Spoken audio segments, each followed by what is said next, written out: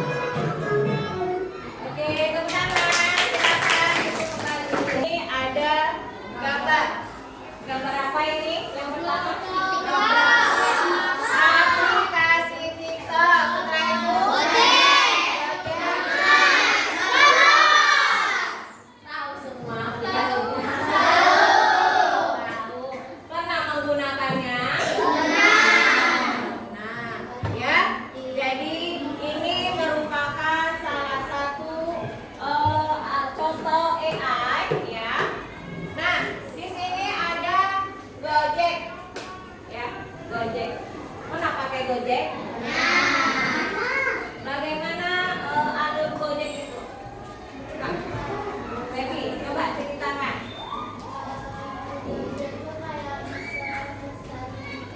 Tentang diam sama kanan, mengantar orang. Ya, misalnya kalau kamu nggak ada kendaraan, kamu bisa menggunakan Gojek. Nah, bagaimana cara kerjanya?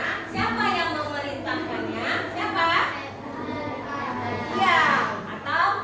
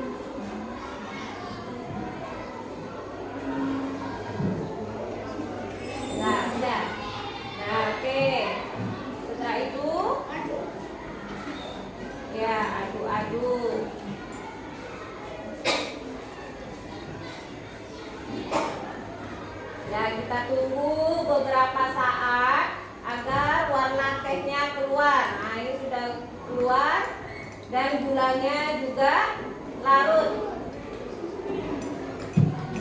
Nah, bagaimana? Sudah selesai? Nah, beri tepuk tangan untuk Dimas.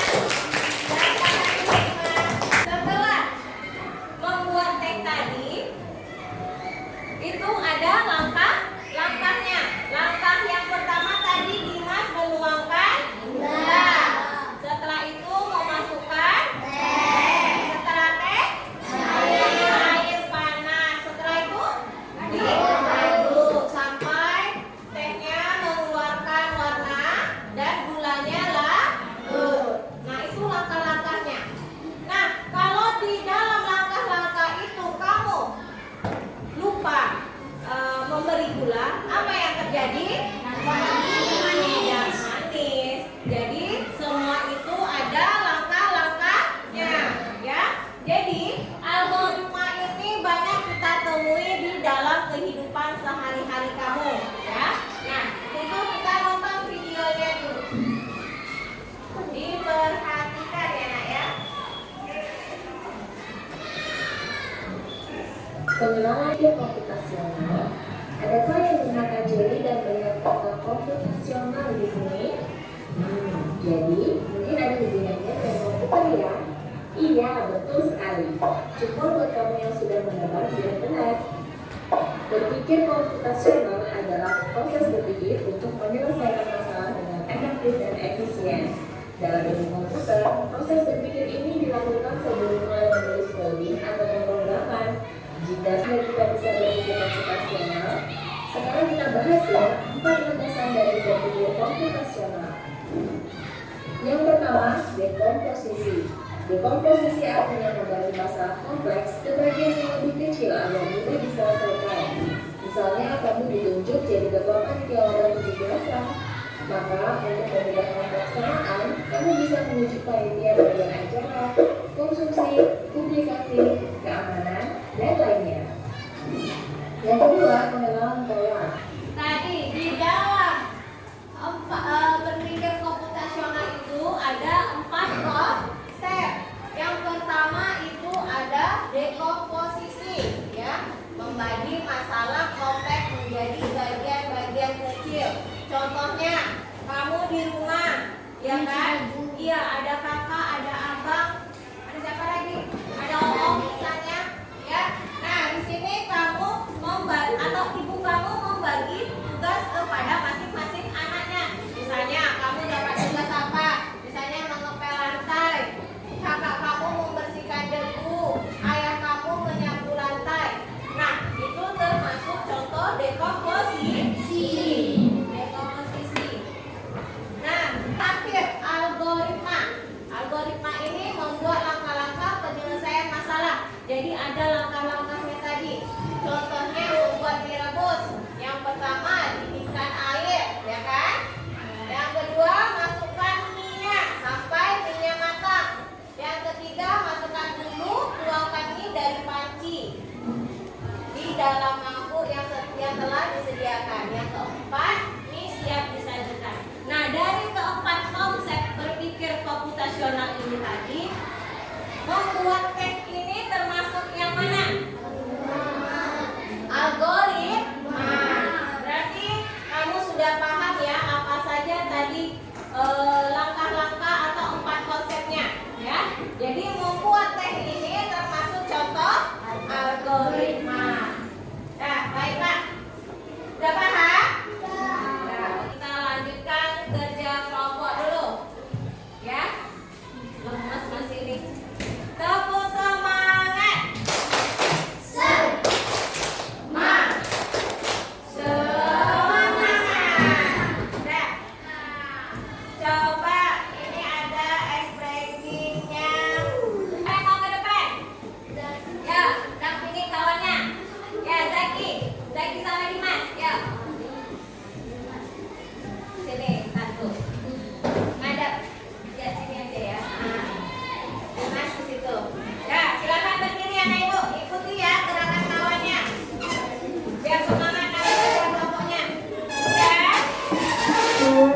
Oke, siap.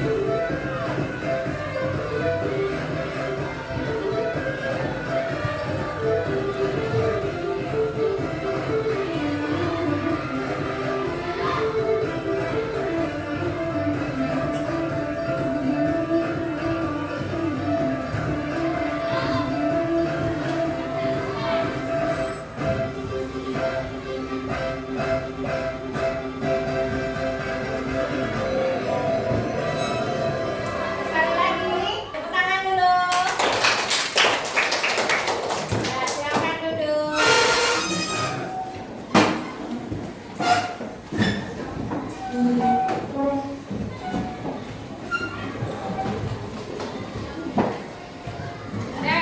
di sini Ibu akan membagikan LKPD-nya ya.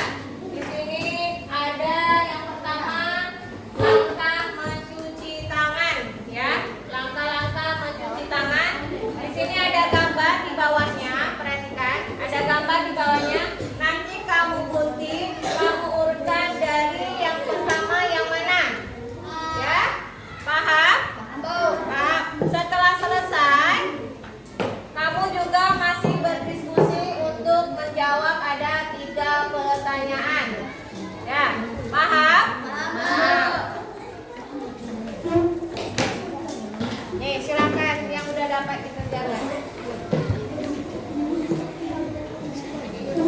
Kerjasama ya, kerjasama kelompoknya.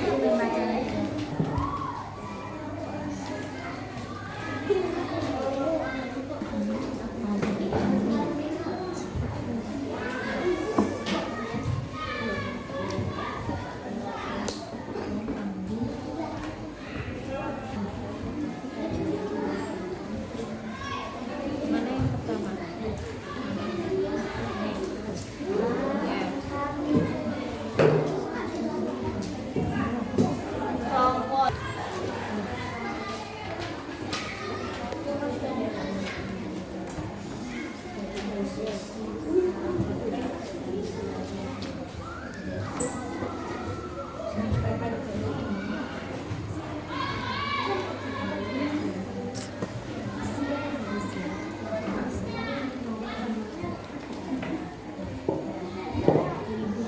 Harus kerjasama.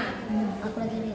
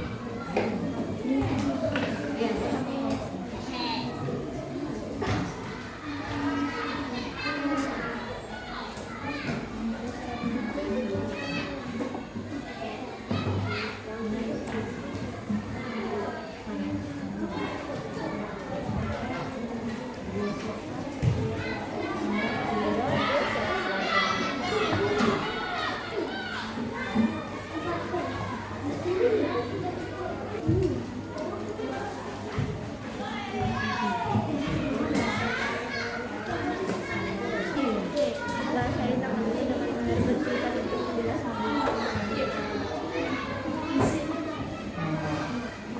Ini sebesar kali ini, ini tidak buat. Sini nih, Mas.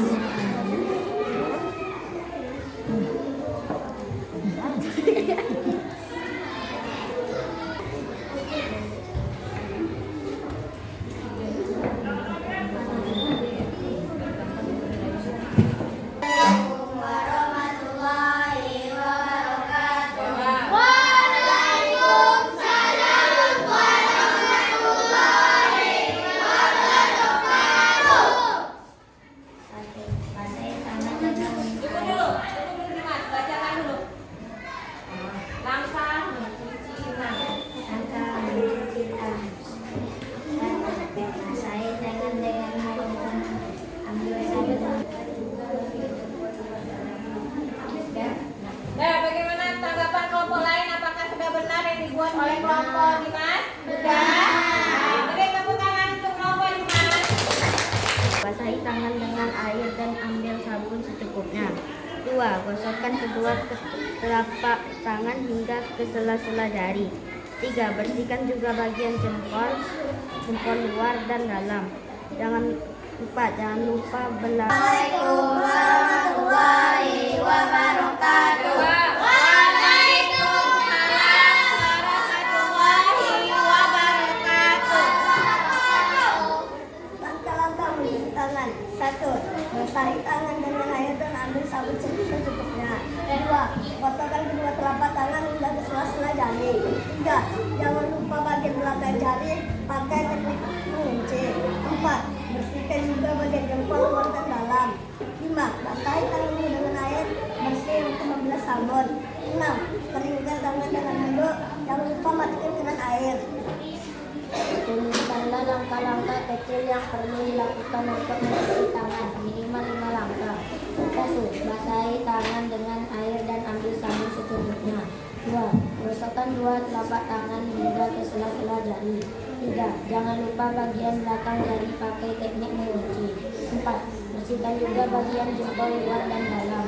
5. Basahi tanganmu dengan air bersih untuk membilas sabun. Apa kebiasaan atau urutan yang sama setiap kali mencuci tangan? Gosokkan kedua telapak tangan hingga ke sela-sela jari dan bersihkan juga bagian jempol luar dan dalam. Bagian mana dari proses mencuci tangan yang bisa diabaikan karena tidak mempengaruhi kebersihan tangan? Bagaimana tanggapan kelompok lain untuk kelompok Zaki? Sudah benar? Benar. Oke, tepuk tangan untuk kelompok.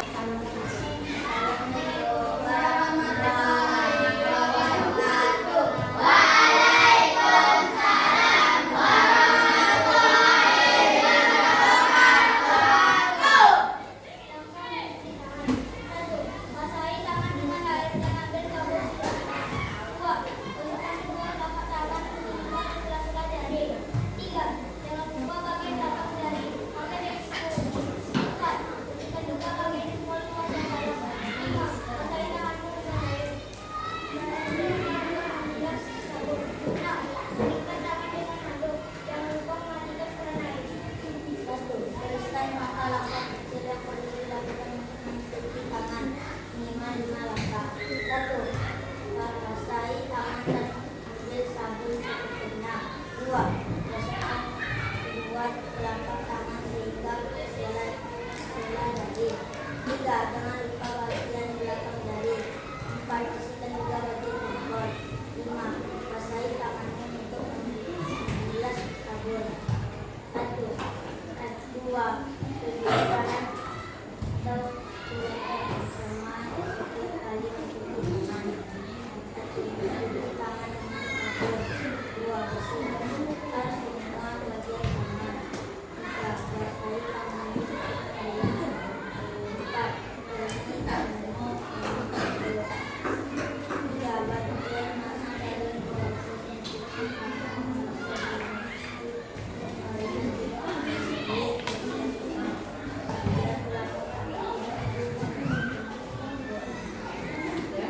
Nah, bagaimana tanggapan kelompok lain? Apakah sudah benar? Kelompok yang benar? Nah, tepuk tangan untuk kelompok belakang.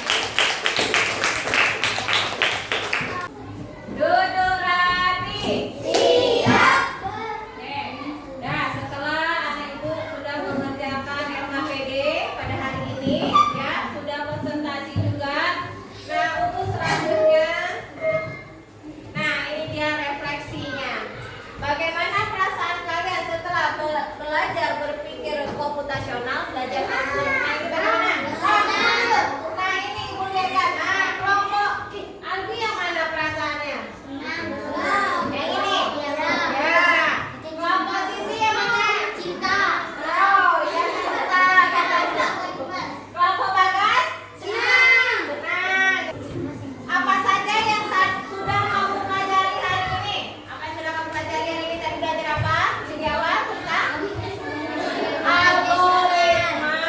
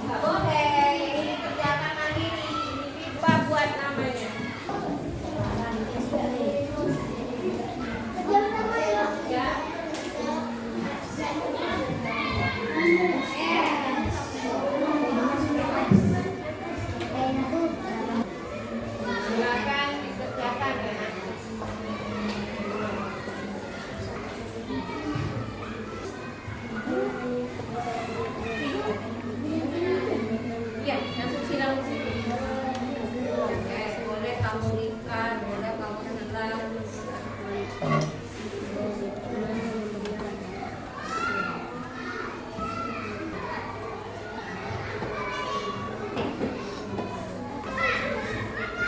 siap nak? Oke, kumpulkan ke kelompoknya biar diambil. Duduk rapi. Siap. Nah, setelah mengerjakan evaluasi ya, berarti berakhirlah sudah pembelajaran hari ini. Nah, kesimpulannya. Nah, kesimpulannya apa? Tadi, siapa yang bisa baca di depan kesimpulannya? Berpikir komputasional. Kesimpulannya